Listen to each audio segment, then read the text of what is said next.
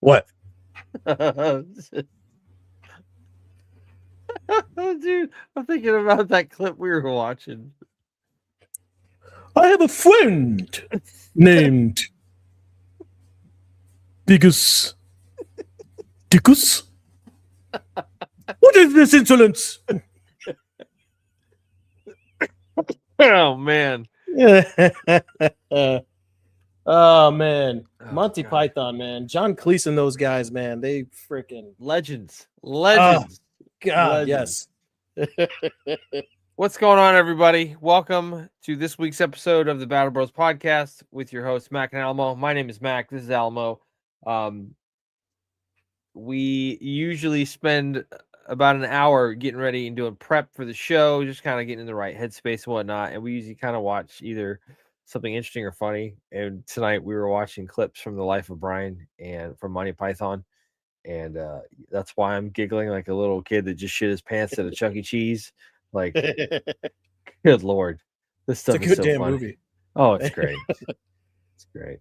I still can't believe that the Blu-rays and shit are so expensive, though. I mean, I'm gonna have to It's get a classic the DVD. movie, though, man. I'm gonna have to get the DVD just so I can. Would have you it. rather it be expensive but available, or like so obscure that you can't find it anywhere? I had to do that. It's a valid question. One of my favorite movies is a movie called 1941. It's a Spielberg film, and we've talked about it several times. It's basically in real life after the attack on Pearl Harbor, everybody up and down the Western Seaboard was just paranoid as shit that they were next.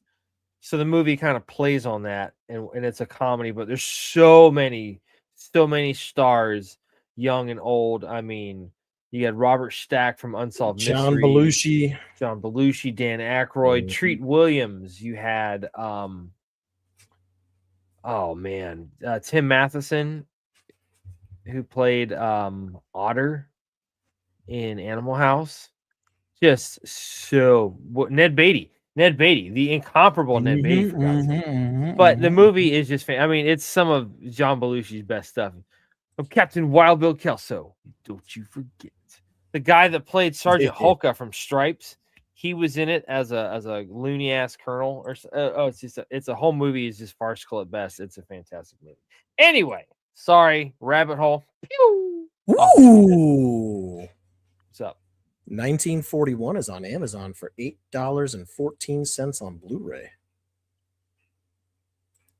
Yeah, I like having the physical copy so I can watch it when I want. So, but still, that's a movie I will sit there and like I'll get a little tuned up on some booze and laugh my balls off. I'm just saying, a Blu-ray for only $8. I don't think you see that very often nowadays. Yeah.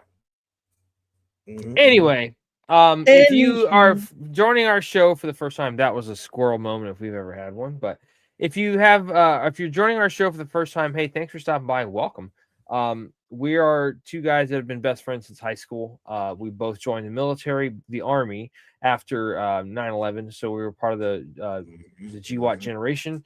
Kind of cover both ends of the spectrum experience wise here. Not that spectrum. Not that spectrum. We put the tism in patriotism. That's right. Oh shit, that's funny. Indeed. What I was meaning by that is we were both infantry guys in the Army. I was 11 Bravo. Alamo here was 11 Charlie. She was a mortarman. I went to Afghanistan. Hang it, went baby. to Iraq. Yeah, hang it high.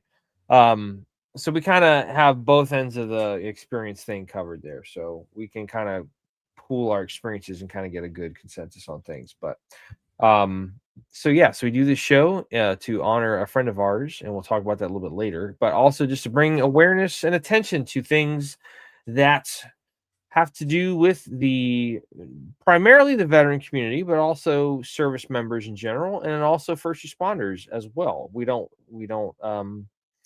We're not just trying to, attach ourselves to one group or hitch our wagon to one, subculture society. We try to rope in as many people as we can because it's beneficial to everybody. So hopefully you'll, hopefully learn something. So we'll see what goes on from there. So Hopefully, baby.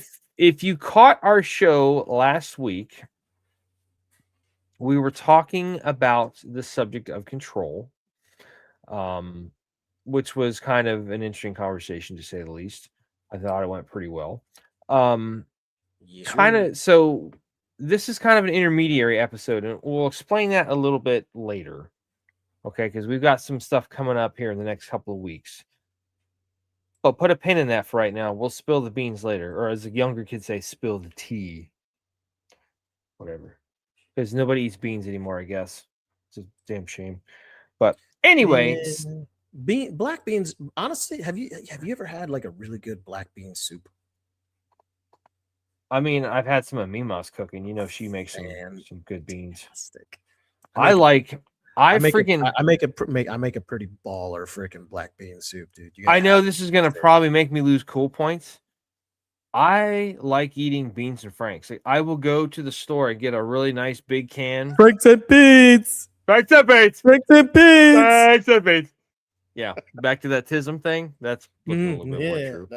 But I'll go to the store and I'll get a nice big can of Bush's baked beans and like kind of whatever flavor I'm looking for at the time, and kind of see what kind of piques my interest a little bit. And I'll get some really good hot dogs and I'll kind of put them in a cast iron skillet. I will char them up and then cut them up and then put them into the beans and stuff and just let them cook. And yeah, it's good to go. Freaking, it's filling. It's an easy meal you can make. Yeah. You know. Yeah, black bean soup is pretty awesome too, man. High in protein, and actually the black beans are just they're actually really, really good for you. Dude. And then you have what's up? Do you know what I really want now? Like, we were talking about beans and stuff, dude. I want to make another batch of chili because it's been cold as shit this week. I could go for a pot of chili right now, dude. You might actually see some flurries, you lucky bastard. I gotta drive north for that if I'm gonna see any. Hey man, it could happen. We'll see what happens. Yeah, dude, we'll see. Your wife talking about Gasparilla, I'm still shook by that. I'm just sitting there like, I can't even repeat what was said just out of decorum. But I'm not. She was talking about ladies popping out their boobies during Gasparilla. Like, who would want to do that? You know, yeah, she's very matter of fact. Oh yeah, many times. You got frosty nips out there at Gatsby. It's like, Jesus. Anyway, whatever. I've never actually been to Gasparilla, and I really don't feel like I'm missing a whole lot. So I've been there once. When I'll take max unpopular opinions for 100, Alex. Yeah, I've been there once as like an observer, and then the other times I was just Uber driving.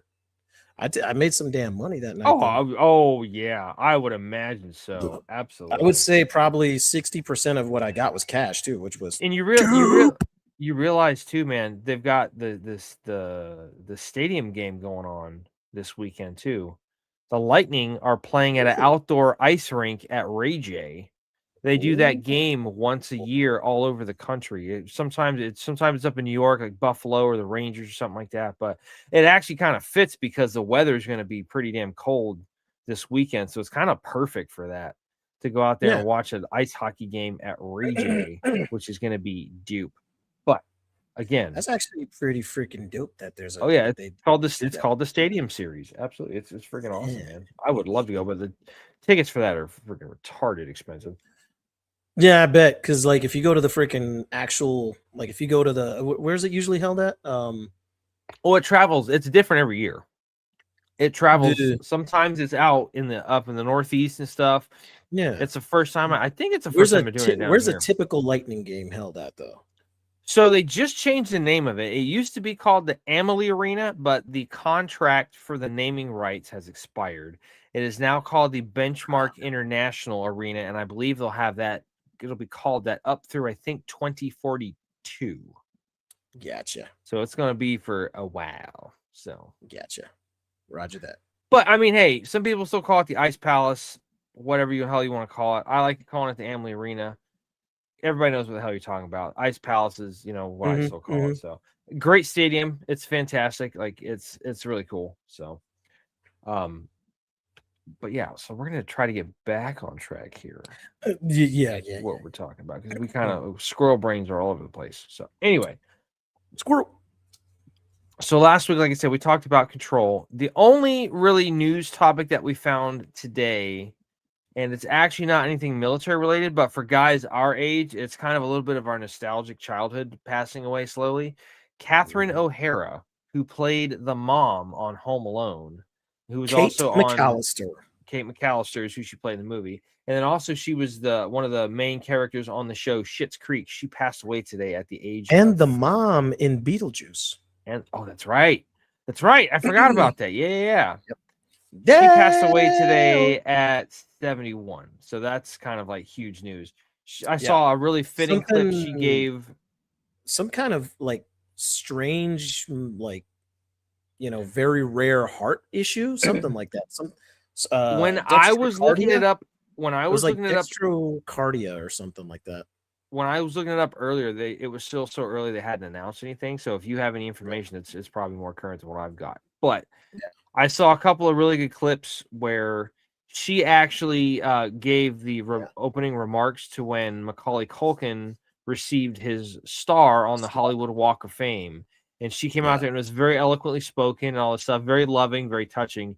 And then he has since come out with his own little commentary,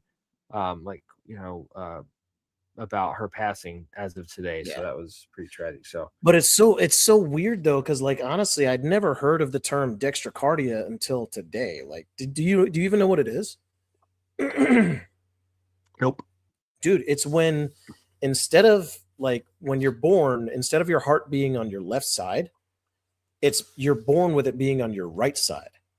So her heart was on this side of her body for whatever reason, as opposed to being on the typical left side. Now they say that they used to say it was on the left. That's why I always held your right hand over the left side of your chest, but it's actually kind of more, it's actually from what I've been told, and I could be wrong, but I've been told that it's kind of more centrally located, like underneath your solar plex and stuff, like kind of up here in the middle of your chest. So yeah, that's what I've heard too. Yeah. But again, I'm not an expert. I didn't even say the Holiday Express, so I don't know. But yeah, that was pretty sad, unfortunately. So rest in peace, Catherine O'Hara. I wonder what they're gonna do with the show, if they're gonna keep it going. Is that still on Schitt's Creek? I don't know. I know it was on for a while.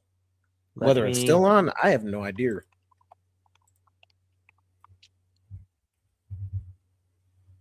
No, it aired from 2015 to 2020. It was only on for 6 seasons. So yeah, they didn't have very much of it. Yeah, 6 seasons though. That's still pretty good for Yeah, that's not bad. Yeah, that's not bad for a typical sitcom. Most sitcoms usually run. I think 7's that magic number. 1 to 3 seasons, for the most part. If you do like 7 seasons, it's like you've pretty much attained like some kind of good status there and stuff. Yeah. So, a la Modern Family, Modern Family, like all of the Star Trek stuff that from back when we were kids, like Next Generation, Deep Space Next Generation, Nine, Voyager. Those were all. I know those aren't exactly sitcoms; those are more like dramas and stuff. But yeah. So, but I mean, I know most of those Star Treks though. Like anything after Next Generation, were all pretty much like within like the same era, like Picard and like Picard and God, is it Captain Wainwright? No, not Wainwright. What was Discovery? No, Voyager. Janeway. Dear God, why did I forget because and I'm gonna nerd out for just a little bit. They were. I think she was like 10 years after like Picard, apparently. So it's all very, very similar because there's a lot of tie-ins, and I'm gonna nerd out, and I promise after this nerdiness, we're gonna get to the fucking topic. I swear. Yes, we'll get to the topic. So at one point, Worf is the security officer on the Enterprise D, and he leaves and gets posted to the to DS9. So he actually leaves that one show and then goes to Deep Space Nine. Mhm. And then also Voyager, when they have their pilot episode, they actually stop at DS9 because a couple of the guys are sitting there on the promenade and like at Quark's bar, and then they go and enter the wormhole into the Badlands and get trapped like 70,000 light years in the Delta Quadrant, way the F out there. So they're all still very, very close. And then also in one of the movies, I think it was Nemesis, the Enterprise E gets ordered to go to the neutral zone along Romulan territory, and they were getting ordered by Admiral Janeway, who's a vice admiral, and she tells Jean-Luc to go out there, and that's when they have like the whole, they got a new viceroy who's Reman. It was portrayed by a very young Tom Hardy of all people, who played, he's pretty much a Reman clone of Picard. Yeah. Don't say spoiler alert. That movie's been out for like 20 years, so shut up, all right? Jesus. Literally. Yeah. Anyway, if you guys haven't seen it at this point, like, I mean, nerdiness complete. So this episode this week, now that we're 17 minutes in and haven't talked about a damn thing yet, as I said, this is kind of a intermediary episode between what we did last week and what we have coming up for the next two episodes. We'll talk about that here at the end. But this was a topic that we were discussing on Tuesday. Alamo brought this up, and I was like, yeah, let's run with this. So tonight, for episode 122 of the Battle Bros podcast, we are going to be talking about the subject of, drumroll, reputation. Reputation. Yep. Why does my light always go out when I start a damn show? This is ridiculous. It doesn't like you. No, it doesn't. Whatever. So, sorry, live moment. Reputation is what we're going to be talking about. So, well, Mac, I don't know what the definition of reputation is. Well, hell, I'm glad you asked. I got it right here. Reputation is defined as the beliefs or opinions that are generally held about someone or something. It's also defined, as a widespread belief that someone or something has a particular habit or characteristic. Okay, so reputation, something we've probably dealt with in the military. I can remember my first experience with reputation is when we were at Sand Hill at 30th AG, there on Sand Hill. At the time, the word on the street was that 258 had the worst company. Like, they were the hardest, meanest, toughest sons of bitches that you could go to the basic training with. So when we all went to 254, we were like, oh, okay, this isn't so bad. I think they just play a lot of mind games. It's like, oh, they say it's bad, it's really not, whatever. But also, not only that, but like learning about the reputation of other people. There was this one drill sergeant that was in our company when I went through Delta 258, who apparently was in another company in the battalion. And as the story or the legend or the rumor goes, whatever the hell you want to call it, that this guy was kind of a real piece of work, mean, drunk kind of piece of work. Yeah. So like we'd be at final formation for the night, and he'd have us kind of turn towards Charlie Company, and he'd say, I want to hear it on 3. 1, 2, 3. Fuck Charlie, because he used to be in Charlie Company, and I think he got. So the rumor, I think, went that he kind of like hit the company mascot, which was a dog named Charlie, and that was actually why he was saying F Charlie was the dog. Like, he kind of like freaking smacked the dog or some shit, because he was just, I don't know, it with no way to verify it, no way to know what was actually the truth or whatnot. So yeah, the reputation was that he was just a mean son of a bitch. And like, I actually had the unfortunate pleasure of realizing that one time. He got up in my face for something, and just the way he just looked like an angry son of a bitch. Like, just Jesus, man, just brutal. So, but yeah, we had a drill sergeant like that. Well, actually, my company had a couple of drill sergeants, some with some really good reputations. One of them was, which was my drill sergeant. don't want to call him out, but he had a rep himself, and he actually said, he was like, "Oh yeah, by the way, you know all those little kind of regulations that they're trying to put in here, and how you know we can't do certain things to y'all. That was because of me. I was the one that got the." He was very proud of the fact that regulations changed because of him. Let's just put it that Hey, way. man, I know what that's like. You obviously remember our good friend Jeff. Jeff and Mhm. I know most of the reasons why when we worked at the place that we worked at, why all of this stuff was in the safety brief manual. It's like, yeah, Yeah. there's some stories there. Yeah, sure. Absolutely. So, but also, I mean, reputation doesn't always have to be a bad thing. Like reputation No, is of course not. good. Like I remember when I got to my unit. So after I deployed, came back, I was still with Charlie Company in my battalion, the second battalion. And a lot of the guys that I served with switched over to Bravo Company, which was up in Sanford, which is out by you. Yeah, sure. Instead of going to like, close to like downtown Orlando, I had to drive an additional like 20 miles up the interstate. So it was a little bit farther. And the first sergeant at the time, first sergeant Yeager, he had a little bit of a reputation of being old school hard. So like he had been in 2 companies his entire career. He was in Bravo 175 and he was in Bravo 2 of the 124. So he left Bravo 1st Battalion Ranger Regiment as an E5 and then came over this way. So like when the guys went to Iraq in 03, like there's stories like he was putting guys to like little mini ranger schools, making them sleep out in the fucking swamp and like just all this miserable shit. And like when he went to the field, you couldn't wear any type of cold weather snivel gear unless he did. And he never did. And he never did. Never did. Until one day we He were wanted out everyone to there. suffer as a group.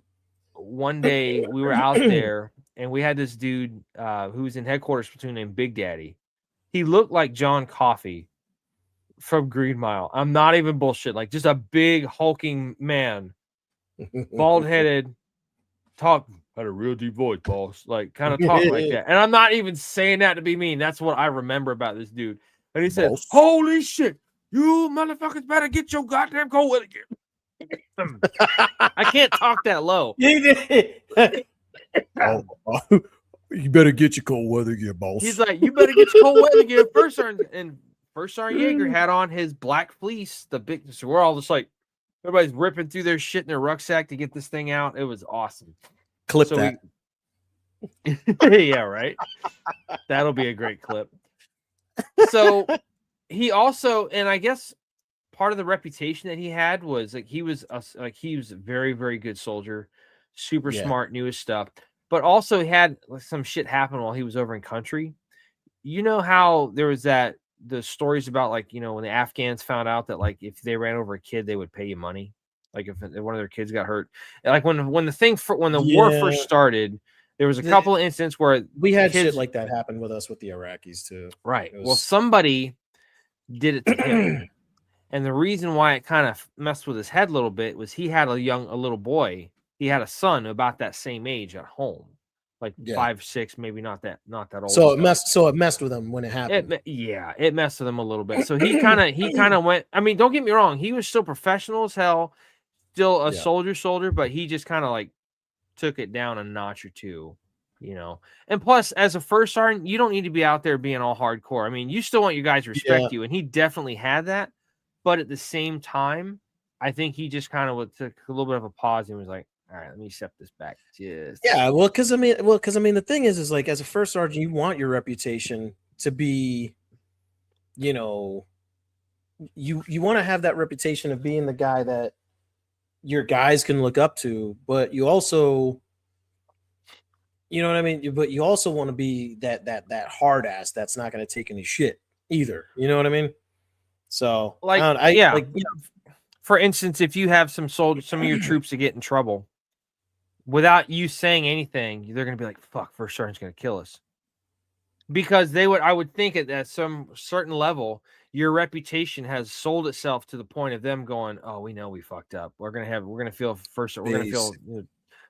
Top's wrath here in just a minute." Like, ugh. Basically. I'm not mad. I'm just disappointed. That that's so much worse. Ah, flip that. But I think that's kind of important, though, especially as enlisted leaders. Like when you get up to those higher echelons, like kind of starting off as like an E7, like a platoon sergeant, first sergeant, and sergeant major and stuff. Like, that's really where, like you kind of the reputation. It'll either hurt you or it'll hurt you, or it can very much help you. So depending on the type of troop you are, type of leader. So, but the other thing I was going to say about reputation too, it's like. And we had talked about this on Tuesday when we were discussing this. It's like, the reputation of the people that have gone before us. So I had just been in the Army for, I think, maybe about a year. It was 2004 when my grandfather passed. And what amazed me, so he lived most of his the latter part of his life in Zephyr Hills, Florida, which is in Pasco County. You're talking about a guy who survived the Great Depression, high school diploma. That's all he ever had, but he still just accomplished so much in his life. He had done all these like professional development courses. He's a real big believer of the Dale Carnegie classes. When I turned 18, he's like, "All right, you're going to read this book and we're going to sit down and talk about it. So I know that you got the lessons of it." And it was Dale Carnegie's How to Win Friends and Influence People. And like, my daughter gets old enough, she's going to read that shit, like legit. But we sat down and we talked about all this kind of stuff. And you just realize, like, even for a guy who had only a high school diploma, I mean, just super wise, super smart, a lot of life experience. He was the president of a bank at one point, had a produce company. And most likely, and I can only assume this from what the things that you tell me about your granddad, he probably just read an ass ton of books. Oh, dude, always had a book nearby. Like when he had his little chair in the living room, always had a book that he was reading. Sometimes that's all you need, dude. Yeah, dude. So when it was time for his like memorial service, like all these people, like the guest book, like was practically filled up with people. Like it was a ton of people. And some guy walked up and said, "I don't know who this guy is," but he was like, "Are you Jim's grandson?" And I was like, "Yes, sir, I am." He goes, "Well, Jim was a man's man. He was a good dude. And I know he raised his boys right. And they know that they raised you right. So I'm sorry about your grandfather." I'm like, I shook his hand. I'm like, "Well, I appreciate that. Thank you, sir." I don't know who the hell that was, but like that stuck with me to this day. That still is just like yeah. For you to have the influence of somebody to say that to somebody you've never met, it's just like so. And then you had brought up your Uncle Joe. Yeah, my great Uncle Joe. Yeah, great Uncle Joe. Excuse me. Yeah, my great Uncle Joe. Like, he was my mom's uncle, and he was in the NYPD. Like throughout a very good portion of her, like from her younger life and everything else, and I remember when I went to the academy, I remember mom talking about him like all the time. Like, like you could tell she had looked up to him to a certain degree. Yeah. And, he had a reputation in the NYPD that garnered him, like, especially like when he passed like when I was really young, I think, if I remember correctly. I was very young. Like I was probably like 2 or 3, maybe. Yeah. And as much as mom talked about him whenever the subjects of me going to the academy or trying to become a cop or whatever, it always made me think, because she talked about how people would talk about him. She talked about how people, knew him as this like pretty much like a shit hot detective, like, to be frank, and God, I remember feeling like when I went through the academy and everything, and I remember obviously I didn't make the RevTO, which to this day, you know, it sucks. But I mean, I've said it before, you know, We've had that talk. We've had that yeah, talk. you know, it's one of those things where I probably wouldn't I probably wouldn't be here where I am right now if I did. And maybe it just wasn't in the cards, you know. But God, I remember, you know, thinking about that over and over again afterward. Like, man, like, you know, Theo Joe was like some shit hot detective, and he had, like, when she tells me the stories about his funeral and the amount of people that were there to honor him and everything else, like, you don't get a reputation like that by you get a reputation but like that by being the best that kind of guy. You know what I mean? Like, she said that it looked like a damn caravan. That's how many people were there for his funeral. Like, it was huge. So I wonder, dude, if you could go back or if you could contact them and get information like I don't know, like a service record or like, you know, what kind of decorations or service decorations he had. Like, you know, for the military, you go to like, oh, I'm sure. Like the I'm personal 100% Army sure. personal records section or center or the human resources command or whatever, and probably do that. I'd be curious because you know, if he was a detective, I wonder if he was a detective first grade. That's the highest level of detective you can make. You have detective third grade, second grade, first grade. Like detective first grade, like that's a pretty elite kind of listing billet to be able to get to that. Yeah. Inside of the NYPD. So, you know, and honestly, I thought, you know, based off of what my mom said, I thought about maybe doing some research on him just to see. The thing is, I gotta get. I never really. I just knew him as Theo Joe. I never knew him as anything really else. So what I have to do is I got to get his last name and just kind of go from there. You know. I mean, if you had his first and last name when he died, all that kind of stuff, you should be able to find. I would think you could probably find that. But just a thought. I was just kind of, you know, spitballing there. So, especially with him, you know, with like all the prestige and the respect and, you know, that he had garnered from being, you know, one of those kind of guys. I would think that would be something that would be cool to research a little bit. So, absolutely, yeah, absolutely. Because honestly, I thought about it. Oh yeah, no, I got you. So, getting back to the topic of reputation, you know, kind of as it relates to folks in the military or also us veterans and whatnot, you know, it kind of can follow you around a little bit. Did you ever have the experience of like a guy coming to your unit, and then he kind of had a reputation from his last unit of being like, oh, this guy is like either really shit hot or this guy is ate the fuck up? Like, did you ever have that kind of experience? 'Cause we didn't really have too many guys come in and out of the guard from or come into our unit from active duty. If they did, they were gone relatively quickly because they were just like, it's faster on active duty. I'll just stick with that. Yeah. No, I mean, we had our fair share of guys that were like that. Some of them I don't really remember. One of them I remember being my lieutenant. Go figure. He came to us a butter bar, but he was a Mustang. You know, he came from Rangerbat. He was 11 Chuck, just like the rest of us. Was this a ring knocker or no? It was Lieutenant Willis. No, not Lieutenant Willis. My bad. No. This is a completely different LT. Okay. But he was a Mustang, and he came to us from a Rangerbat.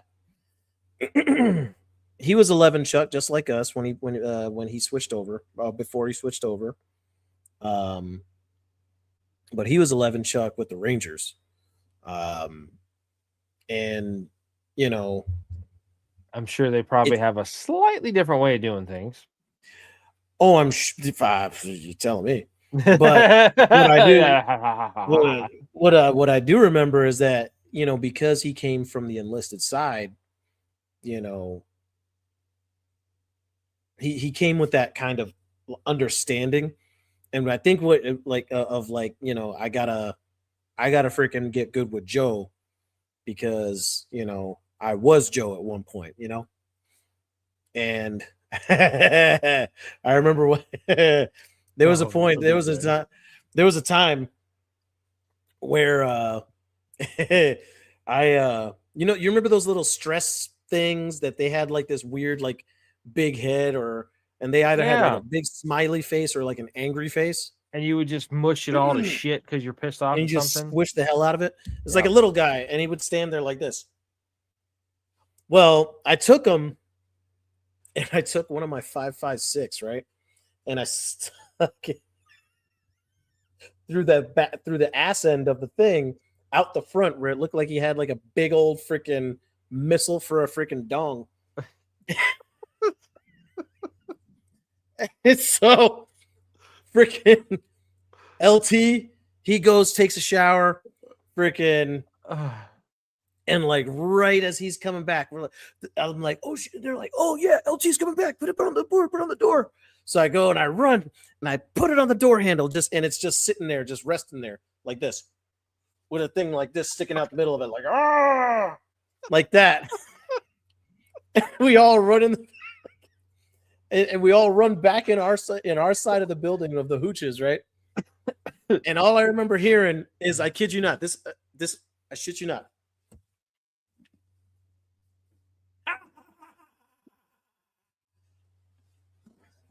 Just I didn't like really. that. You couldn't really hear what you said. It was a lot. It was just laughing. Okay. That's all he did. He was just like, ah. So being that he was a Mustang, he appreciated Joe humor. It literally. Nice. So he goes into our side of the building in the hooch. He goes, who did this? It's funny as fuck, but who did it? And they're like, well, we don't know, sir. And then he just went like this. Alamo. I was like, sir. He was like, this was you motherfucker. I was like, damn it.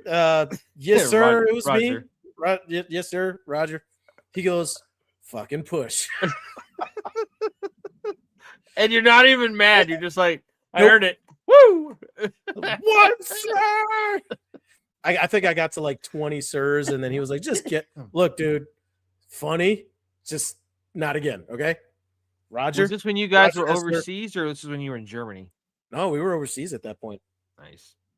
Yeah, he came to us when I think it was mid-deployment. I think he came to us because LT Willis. I don't remember exactly what happened. I think LT Willis had gotten another promotion to captain, and I think they wanted to move him somewhere else, if I remember correctly. I'm pretty sure he had gotten into a captain billet. Literally. Gotcha. Okay. So LT Willis got moved, and then we got Mustang, which is kind of sucks. I don't remember his last name, but you know, I mean, it is what he was a good. At least to me, he was a good dude. There were some guys that didn't like him, some of the guys that did like him. You know, it was a give or take. You know, Yep, it was a give or take. So, yeah, reputation is one of those things, you know, and it also, you know, like it says in the definition here, a wise people believe that someone or something. Units can very much have their own reputation. I come from my infantry battalion was pretty awesome. We had good leaders all the way around. The brigade higher headquarters had a reputation of like eating their young, pretty much. Like all the lower enlisted guys, like they would hem people up as kind of as a reason to just be like, hey, this is what we can do, so don't be stupid. So yeah, I mean, like I remember, dude, when we were in Kabul, when we were in Afghanistan, most units had like a wall of fame up in the main DFAC on Camp Phoenix. Yeah. Our unit had the wall of shame. So anybody that got busted for shit, you know, they were caught with marijuana, they were caught with this, they were caught fraternizing. Name or not name, it was rank, infraction, result. So like E4 demoted, E2, E5 demoted, E4. Like just like it kind of makes a command climate pretty like you're just like, oh. So, but again, I'm not trying to bring up bad shit, but like that's the reputation they had, and that was at the brigade level. Not saying anything bad about my old battalion. My old battalion was great. I liked it a lot. But yeah, reputation is definitely something that can follow you where For you sure. go. Even if you transfer For from sure. one company battalion to another company in a battalion, like it can follow you around a little bit. So, and that Absolutely. very much applies to our personal lives as well. It's Hmm. definitely something that can follow you around when it comes to like in the civilian workplace as well. Like you and I have had plenty of experiences with guys that came in that just thought they were awesome and just were like, okay, do you remember when we used to like do Doing like shit. I'm sorry. I'm sorry. we used to have the shooting competitions at work? I remember. Yeah. And that one guy came in and had his really coolest gun and everything, and he just was a total asshat. Just like, uh-huh. He said he was forced recon in the Marines, all this stuff. It ended up just being it was a joke. It's just like, whatever, dude. Yeah. Anyway, reputation. So, got a couple articles that we're gonna read about it. These are both from military.com, and they kind of have to do more so with the veteran side of things, because that's predominantly what we handle is veteran culture Sure. and veteran community and whatnot. But it can also be a good heads up to those in the military that might be transitioning out. So if that's coming up down the road, if you know for a fact you're getting out, you might want to pay attention a little bit. So the first one Sure. is going to be the what veterans can do when their reputation is in trouble. So whenever you want to bring that up there, Macho, we will. Working on it. Working on it. Dun, dun, dun, dun, dun. All good. Clickety clack. And toot. And hold on a second. There we go. Hey, there we go. Alrighty. So again, this is what veterans can do when their reputation is in trouble. This is published by Military Times by a Lita Citroen. It's published 2 June of 2021. We do not own the rights to this article. But Citroen. thank you, because I can't pronunciate that stuff correctly. As you exit the military to begin your civilian career, you'll likely take inventory of the exportable skills, transferable talents, and relevant experiences that might make you a viable candidate. Then you'll consider what kind of job you want and the compensation package you desire. But have you considered your reputation? What if you learned that the way others perceive you could be more valuable than certifications or track record?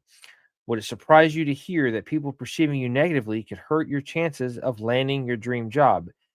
You know what I thought of when I read that is the peer assessment at the end of SFAS, Special Forces Assessment Selection. You can make it all the way through that shit, and they'd be like, "I don't want to go to war with Staff Sergeant Snuffy over there with that dipshit." Yeah, because that guy's gonna get people hurt." All right, there was a guy that I worked with when I was at the other place I worked at in the firearms business. Worked in my department. He got peered out of SFAS. From what the rumors were, he got peered out of SFAS 3 times. Made it through the course, peered out 3 separate times. Damn. You poor guy. Nice dude though. Nothing against the guy. Just that reputation can follow you around. Yeah. Anyway. Yeah. That would suck. You get to that point, and it's all of a sudden just like, fuck that guy, because he's gonna get people killed. Yeah. It's like when like Morgan Freeman says in that great soliloquy he hasn't wanted. Or do what we have to do. Otherwise, shoot this motherfucker. It's just like Morgan Freeman just got gangster. All right, let's go. It's awesome. Crap movie for its time, but it has its highlights. So anyway, it does. What is reputation? Reputation is how you're known and the beliefs others have of you. The people you interact with, those who've heard of you, or people who find you online form beliefs about who you are, what you value, and what you can offer. Then, based on those beliefs and what they perceive, They decide whether they want to get to know you and possibly hire or engage with you. As you exit the military, your reputation may your reputation may be primarily with fellow service members, leaders, and civilians you've interacted with as part of your job in uniform. Perhaps you joined platforms such as LinkedIn and Facebook, where your reputation became accessible to people you've not directly been in contact with. As you move out of the military and into the private sector, managing the way others perceive you will and should become important.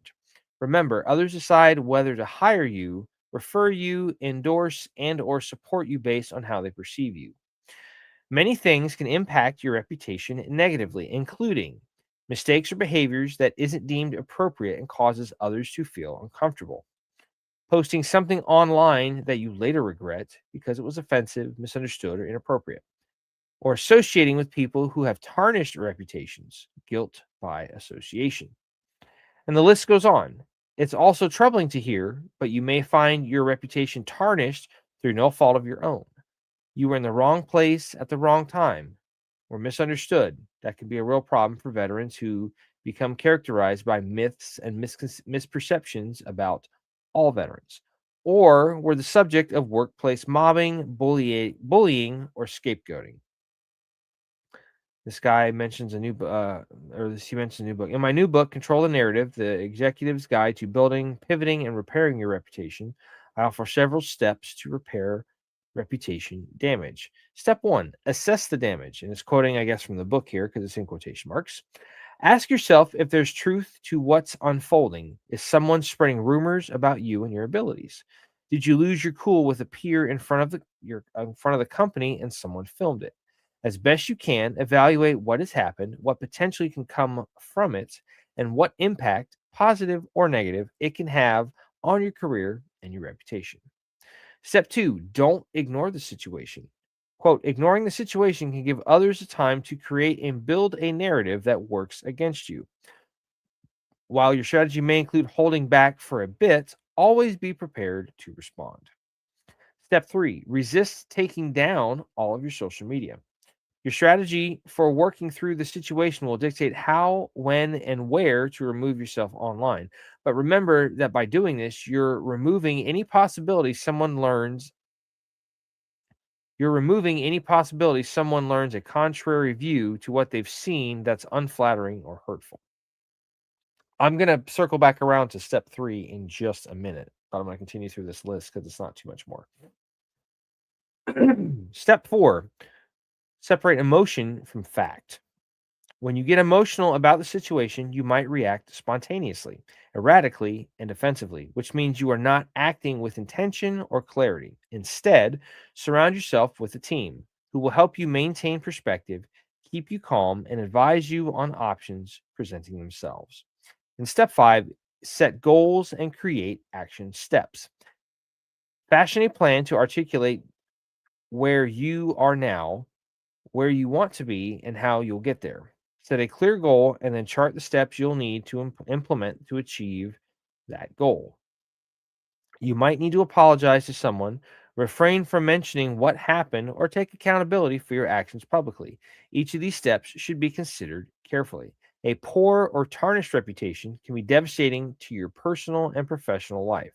Instead of hoping things will resolve themselves, take control, recognize the issue, and then resolve it.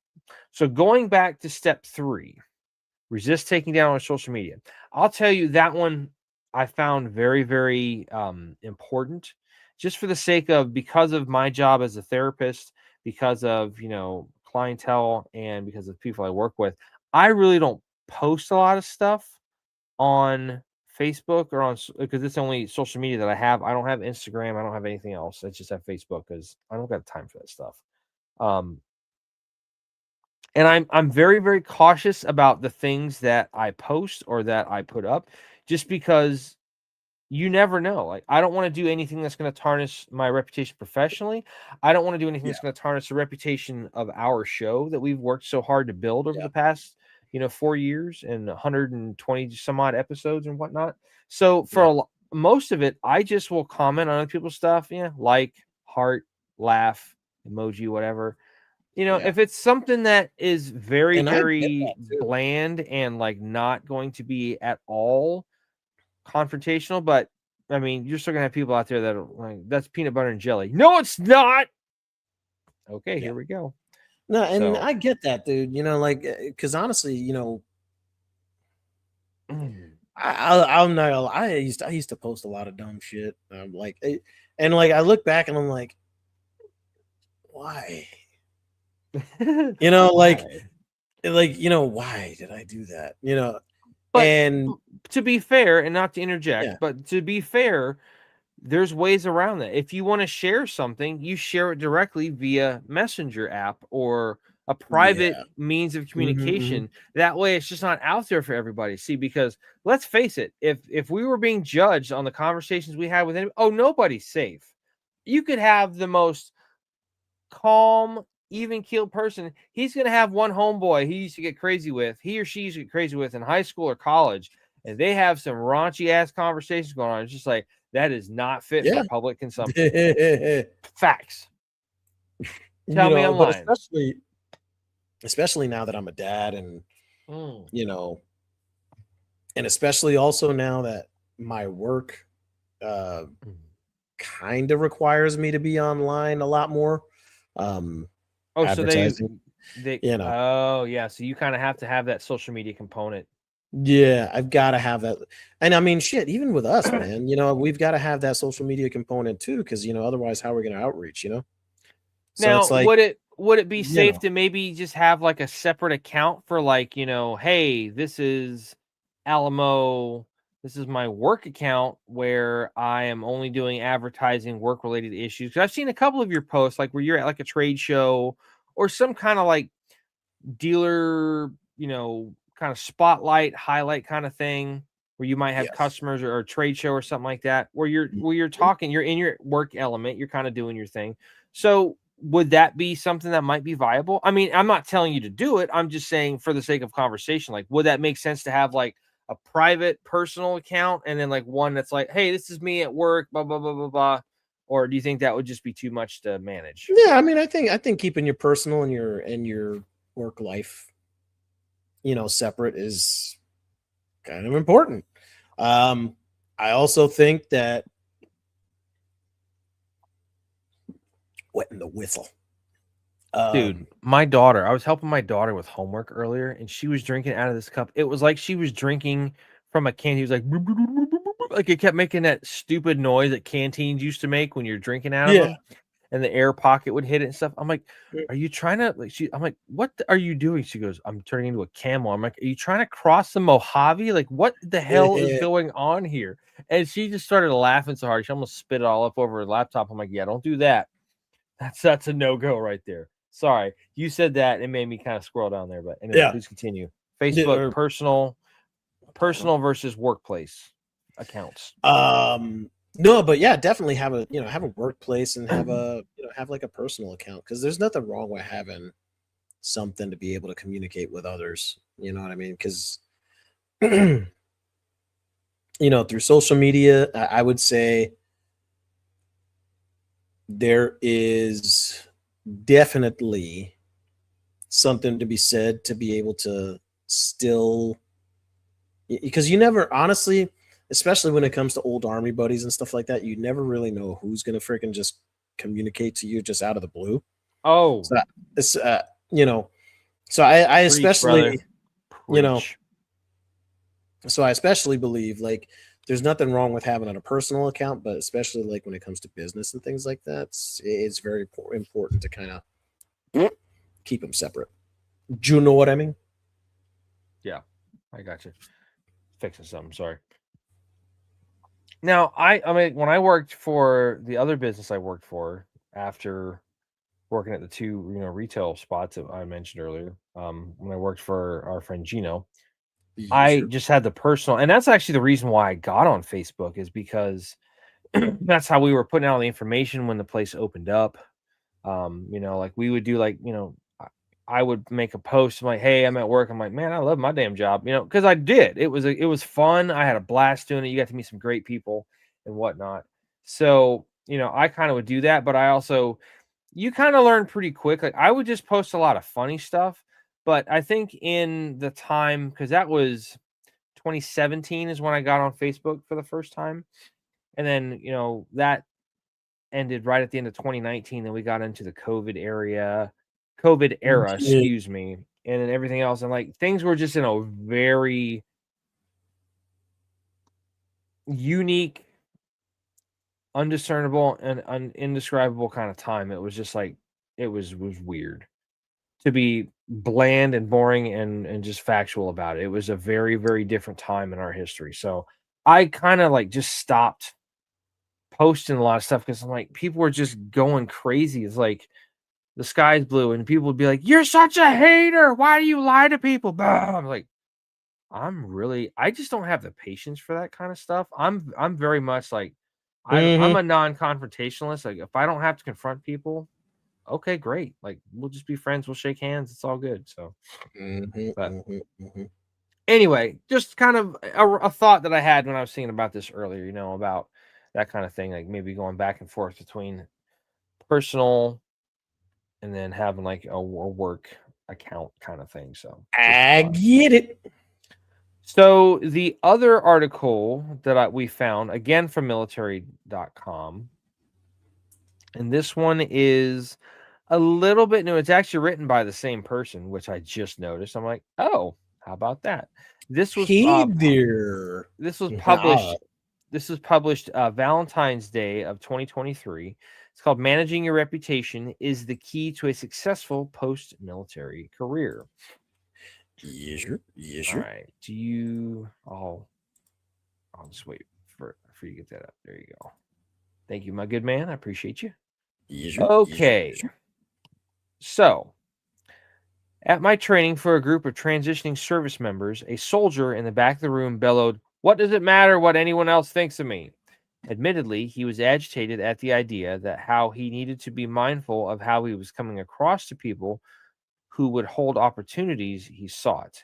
Here's how the conversation unfolded. Quote, "In the military, it's not a popularity contest. Now civilians are going to judge me and decide I'm worthy of a chance. Managing your reputation is not about popularity, likes on social media, or the number of friends you have. It's about understanding the way others perceive you and aligning their perception with how you want to be seen. Consider this. If a hiring manager senses you're obstinate, difficult to work with, and non collaborative, they'll likely be resistant to offering you a role managing or working with a high functioning team. The perception of you might be wrong, but they will, often without realizing it, base their feeling about how you fit in the organization on this perception. Similarly, if an interviewer sees you as willing to learn, as someone who's passionate about the work and team and eager to lead, they might offer you an opportunity to prove yourself. Perception, beliefs, views, feelings, and impressions matter to those making choices in our favor or against. When you're clear about how you want to be viewed by people who matter, you can position yourself authentically to get their attention. Here's that authenticity word again. I'm not going to tell people everything about me. Agreed. You shouldn't tell people everything about yourself, but what you share should be genuine and real. That's authenticity. Being true to who you are, what you stand for and represent, and what you share.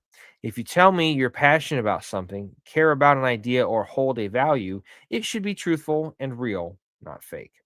I differentiate this understanding of authenticity with a holistic view of transparency, which can mean sharing everything. Guilty. This guy. Yeah. I really, yeah. I heard that and I read that and I was like, oh, they're talking about me again. Damn it. When you when we say someone is an open book, we imply they are being transparent. As individuals, we retain the right to hold some things, thoughts, ideas, beliefs, traumas, dreams, and views as private and not share them. But what we choose to share should be truthful. Okay, so if I get clear on how I want others to see me, how do I know it's working?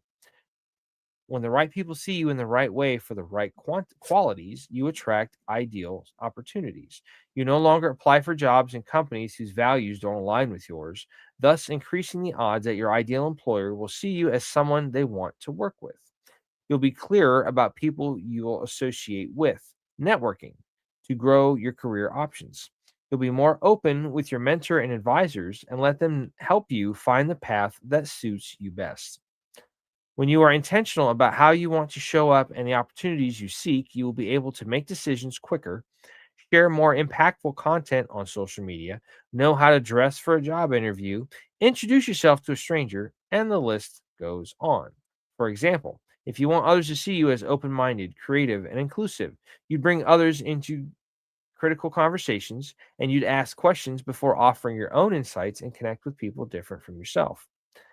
If your goal is to be known for someone who brings, I'm sorry, let me back that up. If your goal is to be known as someone who brings new ideas to opportunities, who challenges the status quo, and who can be counted on to lead the team through adversity, you would volunteer for high visibility, high risk projects, push back when you hear that's how we've always done things, and you'd share your view on social media with confidence, backing up your assertions.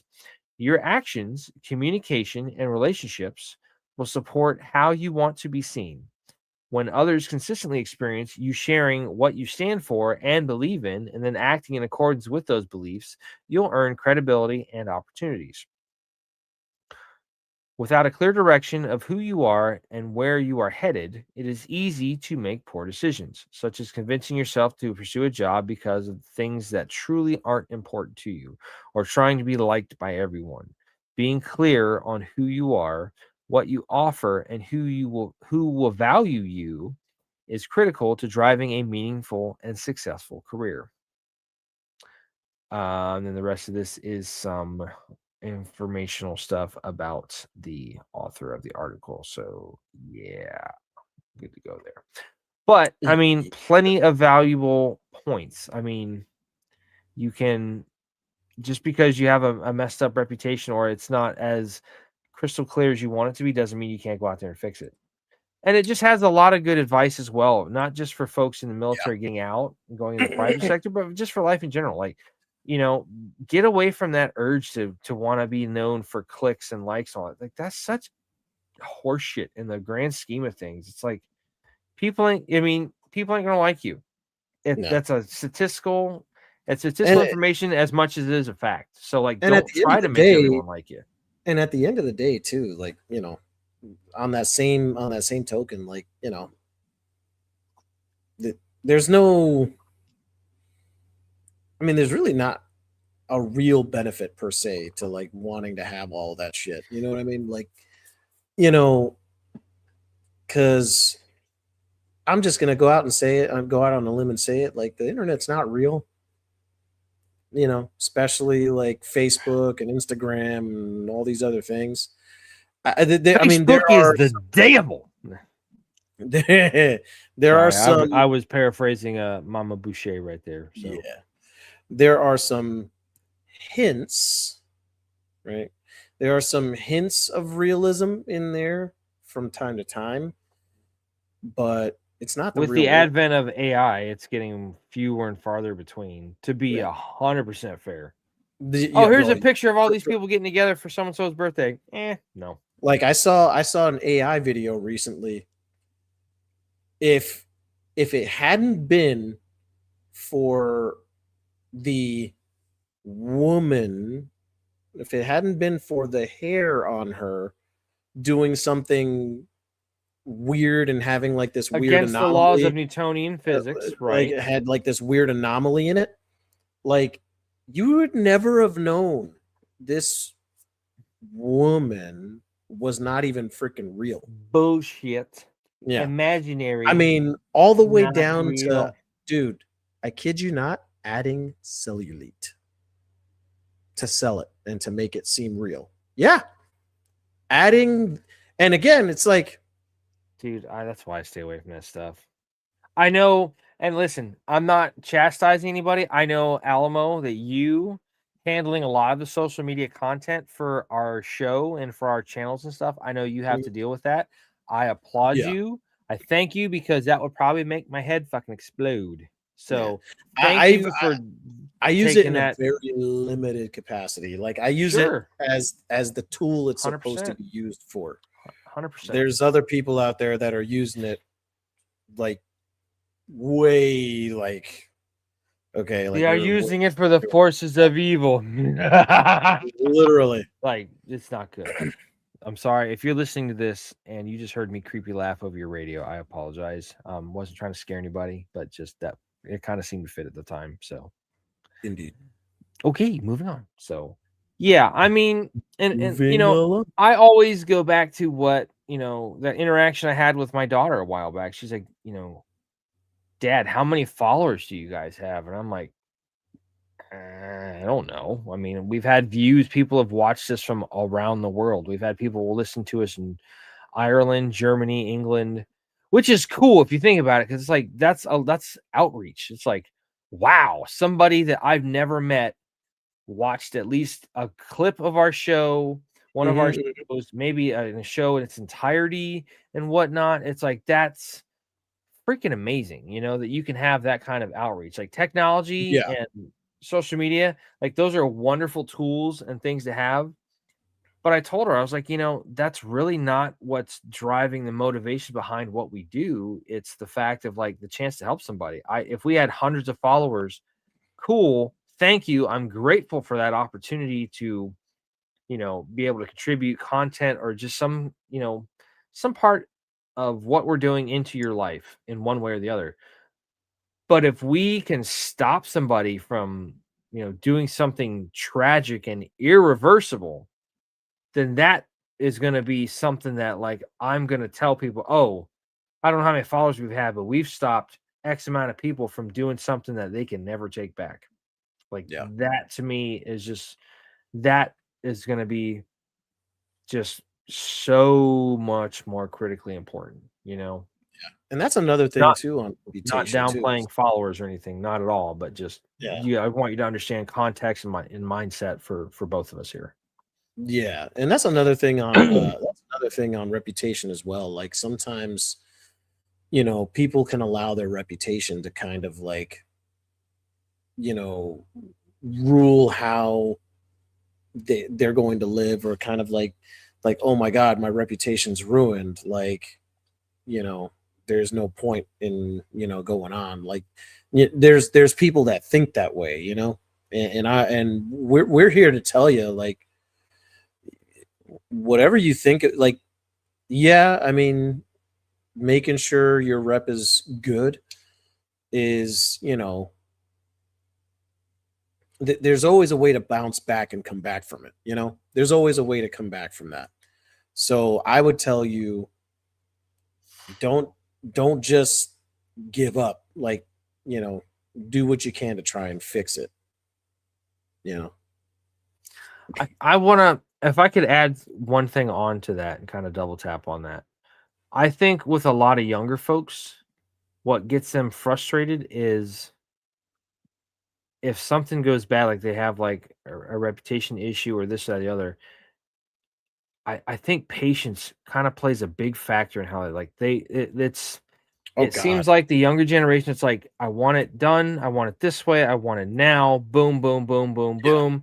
I have It's to like tell Jaden all the time, dude, like yo, you chill gotta the hell put out, in the time, calm. the effort, the legwork, the blood, sweat, tears, all that kind of stuff. And like Yeah, it sometimes it takes literal reputation is earned, years. bad or good. Years. Yeah.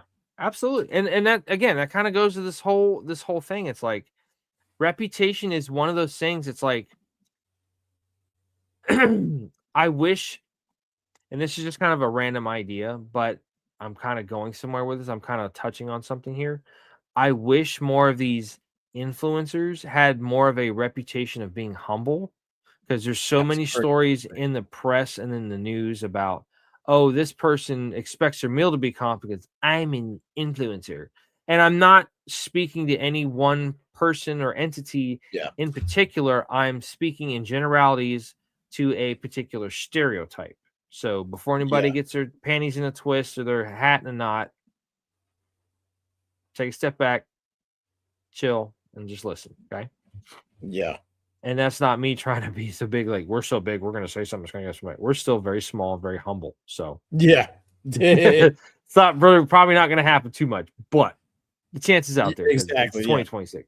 But anyway, I just wish, that was more of a thing. People have more of a reputation of just being humble and not in a hurry and decent human beings. Like, that's a reputation I would love for us to carry forward.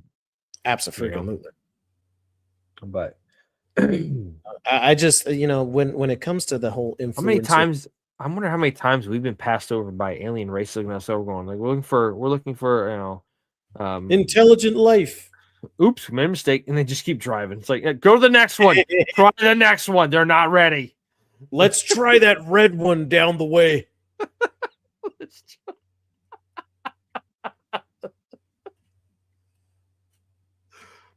Oh man, sorry. Woo. What? It's like, have you seen these damn humans? Yeah, it's so crazy. They have this thing called wall Martians. Yeah. Makes us look great.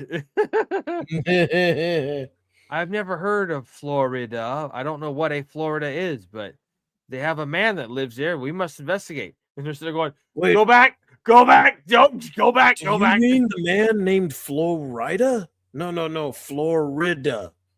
It's a place. Yeah. So anyway, did you have anything else you wanted to add, dude? No, just don't let your reputation get you down. I know I did for a while. And it sucks.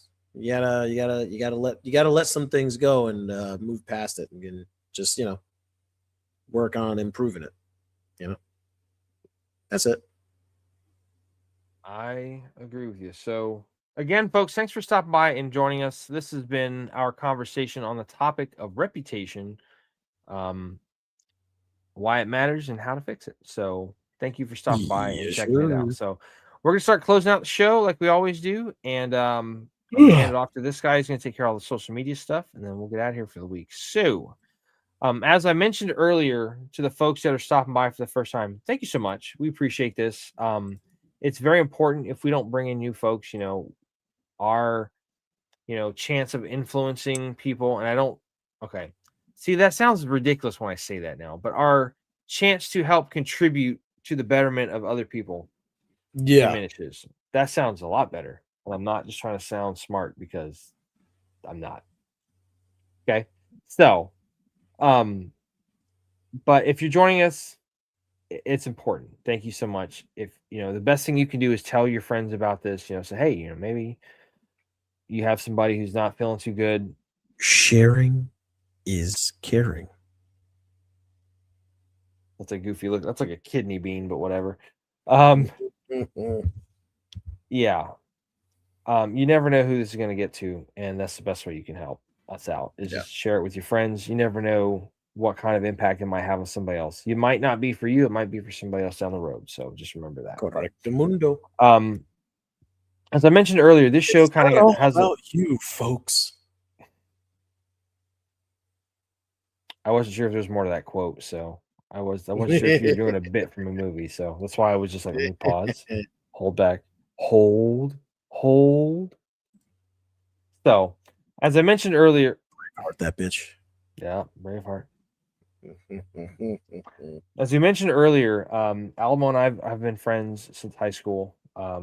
Used to work together for a while. Worked with this dude named John. John was a great guy, hilarious as hell. Like, John was an experience that you just had to experience, right? And made work so much fun. We did so much dumb stuff and didn't get in trouble for it. At least not that bad.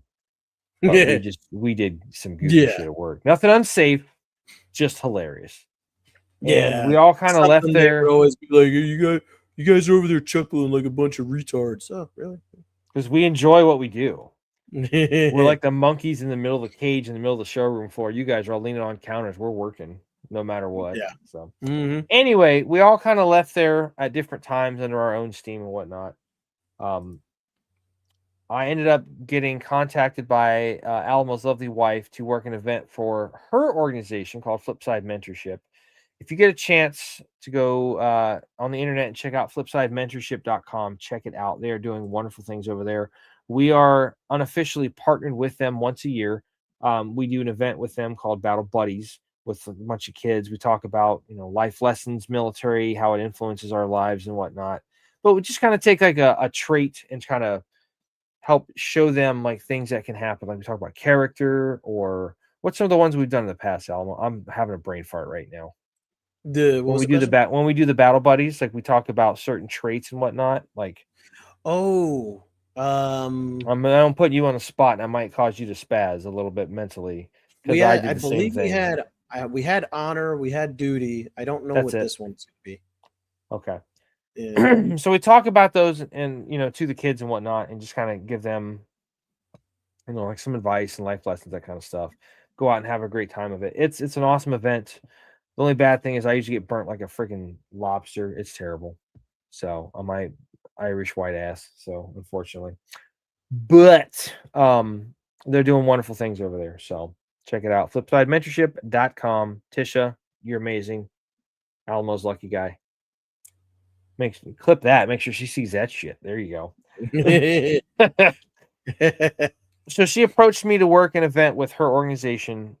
We had a blast doing it. Alamo and I had seen each other in a while. Got together, we did it. It was phenomenal. Like it was fantastic. After that, we kind of started talking about, dude, we got to start doing this more often, hang out, this kind of thing, make fun out of it, all this kind of stuff. And Alamo brought up the idea of doing a podcast. And I was like, dude, I don't know anything about that. He's like, dude, they put a monkey in outer space. How hard can it be? And I'm like, that's a fair point. That is a very valid, fair point. So it was kind of, we churned on it and chewed on it a little bit, and kind of in the back of our minds. Well, during this time, I had found out from a friend of John's who we used to work with that John had solved a temporary problem with a permanent solution, and he had committed suicide. And for me, that was very, very devastating because it was somebody that I knew, somebody I could put a name and a face to. So I called Alamo and I was like, dude, did you hear about John? And he was like, no, I got to call him because his birthday's coming up. I'm like, well, you're not going to be able to because he's gone. So I told him on there on the phone, I'm like, you remember that you're talking about the podcast? He goes, yeah. I said, dude, I'm in. Like that was the moment for me. That's what needs to happen. So sorry, I was checking a text message real quick. I had something pop up there from. It's all good. Yeah, it was regarding my daughter. So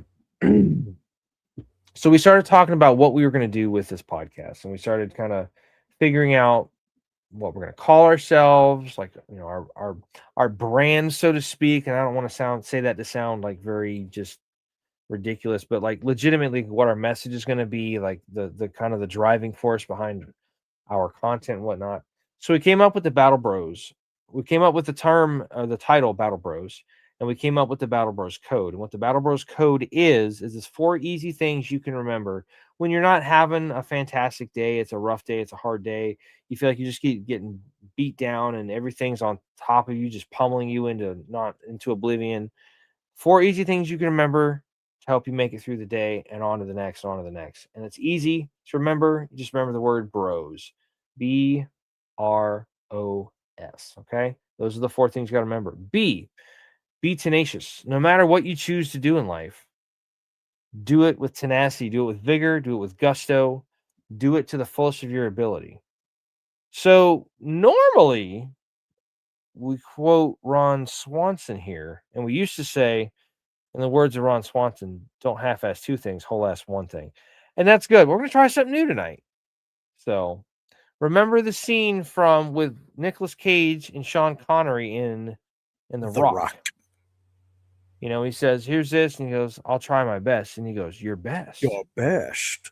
Losers go home and whine about their best. Winners go home and fuck the prom queen. It's like, she was a prom queen. He goes, oh. It's like, yeah. Tenacity. Yeah. Yes. That's what you do. Tenacious. Be tenacious. Go fuck the prom queen. R. Refuse to surrender. Along the path of life, you're going to have things come up that are going to try to stop you, impede you, get you discombobulated, all kind of misconstrued, turned around, all that kind of junk. knock down in the dirt. Pick yourself up, dust yourself off. Sometimes you got to bust out that old Landsat compass, clean it off, open it up, reshoot your azimuth, orient your map, distance, direction, move out. Okay, Hey, refuse surrender. Oh, in keeping along with that, obliterate your obstacles. When those obstacles come up, don't be afraid to get creative to circumnavigate and defeat them. Whether that's it's right. going through a wall, whether it's going across a river, whatever the case may be. Sometimes you have to skirt along a river in the woods to get downstream to the point where you can get back on the road because the main road is blocked. Cool. Sometimes you have a wall, climb over it, go under it. Sometimes you just drive a vehicle through it. Whatever it takes, man. Sometimes you see foreign Bangalores. Cool. Whatever you got at your disposal, use it. Obliterate your obstacles. Continue on. Continue mission. Charlie Mike. Remember to hit the X and hit the OBJ. Lastly, S. Seek out help in a time of need.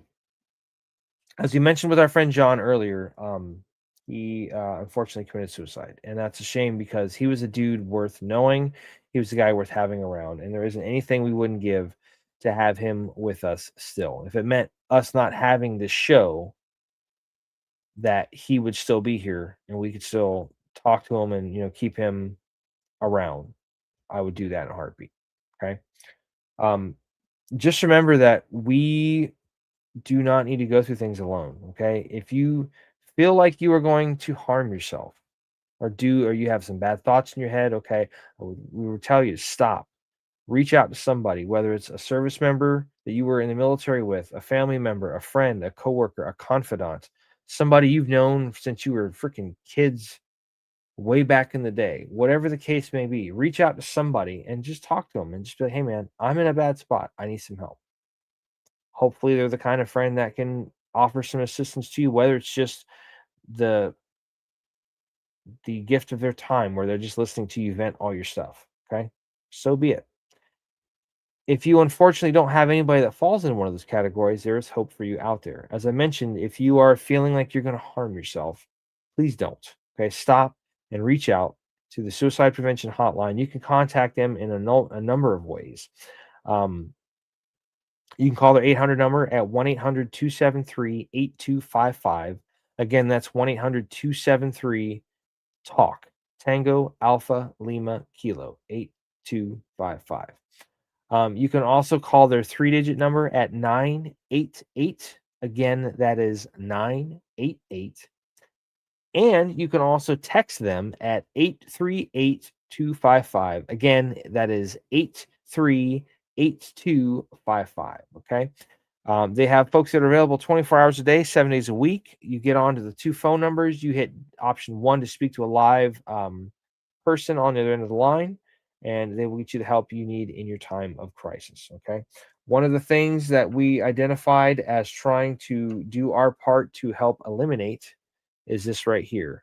On average, at one point, 22 veterans a day were committing suicide, and that is 22 too many. And it sucks worse when it is somebody that you can put a name and a face to and go, fuck, I know that person. That sucks. Awful. Okay. So that is what we're trying to do with this, is just trying to help the veteran community get the help it needs, whether it's through us, whether it's through other folks. Okay. We are such a small but mighty subculture of society. Okay. We do better when have strength in numbers. Okay. So if you can remember those 4 things: be tenacious, refuse to surrender, obliterate your obstacles, seek out help in a time of need. It's going to help you get through the day, and hopefully from there on to the next day and on the next day till the bad times are behind you. So please remember to use those. They were created to help us out because we all have those kind of days. Okay. So on that note, I'm going to pass it off to this guy. He's going to do the social media part of our show, and then we are going to talk about what's coming up before we sign off. So, Do we? take it away, my dude. So, if you want to catch us on social medias, there are multiple places you can do that. We have Facebook, of course. Obviously, we have our Facebook page. All you have to do is go to facebook.com, or while you're in the Facebook app, just search battlebros.podcast, or if you're on the website, like I said, facebook.com/battlebros.podcast, and you'll find us there. If you're on the Instagram, whether it's the app or if you're on the or on the website itself, which who's going to be on the website nowadays, it's all done in app. Let's be honest. Just go to at Battle Bros _podcast. You can also find us on the Twitter, where you can find us at Battle Bros PC. And you can instant message us on every single one of those platforms. And, you could tell us, hey, you guys did a great job on last night's show, or hey, you guys suck, or hey, I got an idea for a show. What do you guys think? Hey, we'll take any of that input. To be fair, a lot of our suggestions for shows come from other people, and we'll talk about that in a minute, but it's also not the first time we've been told we suck. Just try to be a little bit kind with your words. I'd appreciate that. Yeah. 'Cause I don't want to cry out loud. Yeah. But if you like what you hear and you kind of want to be a little bit more private about it, we do have a Gmail. You could go ahead and email us at battlebrospc@gmail.com. That is battlebrospc@gmail.com. One more for our audio listeners, battlebrospc Papa Charlie @gmail.com. And you can pretty much do all those same things that you want to do on the instant messenger, just a little bit more privately, in case you don't want your information out there, you don't want to be recognized for giving us an idea for a show or whatever, blah blah blah. Guess what, you could do it right there. And hey, you could even tell us, hey, I got a buddy of mine, I got a brother of mine, sister of mine, whatever, that's having issues. What do you guys think? Hey, we'll talk to you about it. We don't care. But also, if you like what you hear here, we have multiple places where you can actually listen to us. If you like coming here and listening to us on YouTube, you can do that on the now YouTube Music app, as well as YouTube itself. So if you go to the YouTube Music app, you'll be able to listen to us. If you have like the premium subscription, you'll be able to listen to us audio only. You don't have to worry about seeing us on the screen, which is safer if you're in the car, which is probably where most people listen to us anyway. Let's just be honest. But you could also find us on the Spotify. You can find us on Google Podcasts. You can find us on multiple platforms, to include iHeartRadio. The fact that we've been able to kind of, get this kind of a broad, I guess you could say broad extended hand, or no, I'm saying that wrong. Either way, it's a blessing to be able to kind of just reach out the way we want to reach out. The extended reach. Yeah. But we can't reach others if you don't share. Sharing is caring. That's the biggest part of this. That might be a little bit. Those are a little cringe. We can't reach others unless you share. It's like, oh, that's not what we meant to say. Cut it. But if you don't like watching us on YouTube, we're also on Rumble. All you got to do is go to rumble.com and search in the search bar Battle Bros, all one word. That is Battle Bros, all one word, all lowercase. And you can find us on Rumble. Pretty much most of the episodes from, I think it was like 80 something onward, I think, are the episodes that are on Rumble, just because. And there was a huge, I don't know if YouTube and Rumble got into like some legal whatever or something or whatever, but at a certain point, for whatever odd reason, whenever we would do an episode on YouTube, it stopped being automatically uploaded to Rumble. So I had to go in there and upload all the episodes one by one manually. So it's like it takes time to get all this stuff organized. So check us out on Rumble if you don't like listening to us on YouTube, because Rumble's cool too. Yeah. Other than that, man, I got nothing else, and I just hope you guys share this stuff, because sometimes it's not for you. Sometimes it's meant for somebody else. Absolutely. So before we sign off, kind of want to give you a little bit of a sneak peek about what we got coming up. So, for the next 2 episodes, which we'll have a show next week, which will be February 6th. Next Friday will be February 6th. We are going to have the first of a 2-part episode, and we're going to have one of our friends come back on, Brian, our good friend Brian, who is a licensed mental health counselor. He's also a certified peer recovery specialist.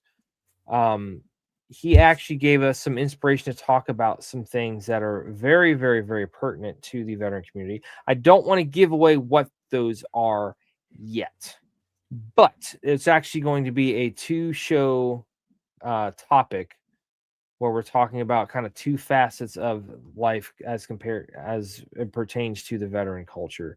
And the reason he brought this up was when he was doing some small groups at various places he's worked.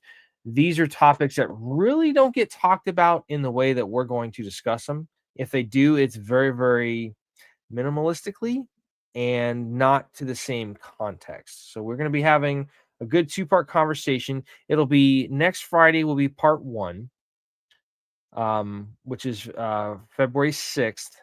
And then we're going to have 2 weeks after that on February 20th. So there will not be a show February 13th. So you don't have to worry about missing out on Friday night's dinner for Valentine's Day and all that kind of stuff, because, hey, I'm sure Alamo's going to do something nice for his wife, and I'm going to just sit here and twiddle my thumbs.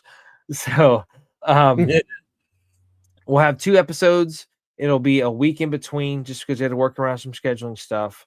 But it's going to be a good conversation. So Brian's going to come on and be with us for both of those episodes, which will be episode 123 and 124.